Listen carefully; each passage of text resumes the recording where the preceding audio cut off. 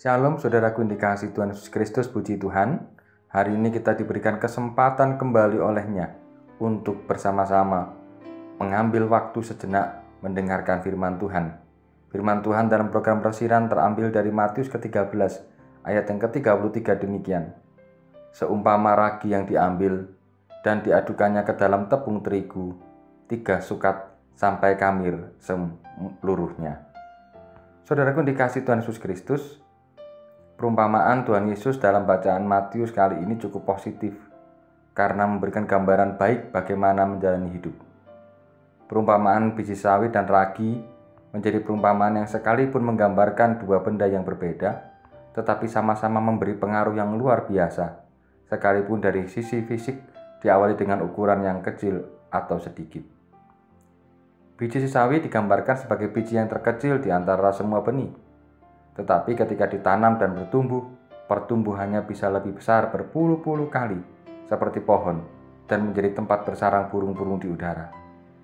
Demikian juga ragi, sekalipun hanya sejumput, tetapi bisa menjadi kamir seluruh adonan roti.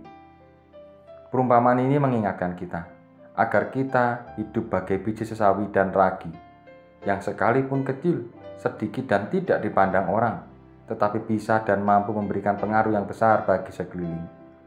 Pengaruh yang diberikan tentunya adalah pengaruh yang positif, seperti biji sawi yang tumbuh, kemudian pertumbuhannya menjadi begitu besar, sampai burung-burung di udara pun bersarang pada cabang-cabangnya.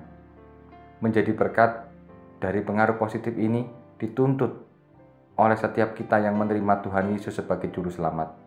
Jika hidup kita ternyata malah memberikan pengaruh negatif, seperti dalam bacaan Keluaran misalnya, yang menggambarkan bangsa Israel yang terpengaruh oleh kehidupan masa lalu di Mesir, yang kehidupan religiusnya ditunjukkan dengan penyembahan patung yang dapat dilihat dan diraba.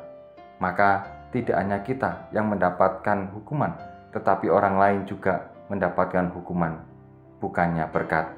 Mari saudaraku yang dikasihi Tuhan, kita belajar memberi pengaruh yang baik, karena dengan memberikan pengaruh yang baik, energi yang positif, maka sekeliling kita pun berubah. Kiranya Tuhan memampukan kita untuk menjadi berkat bagi banyak orang. Amin. Mari kita berdoa.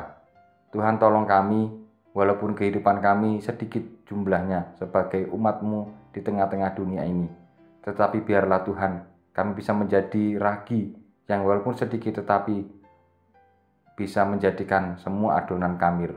Berkatilah kami, berikanlah kekuatan bagi kami untuk menjadi berkat bagi sesama kami. Di dalam nama Kristus kami berdoa. Amin.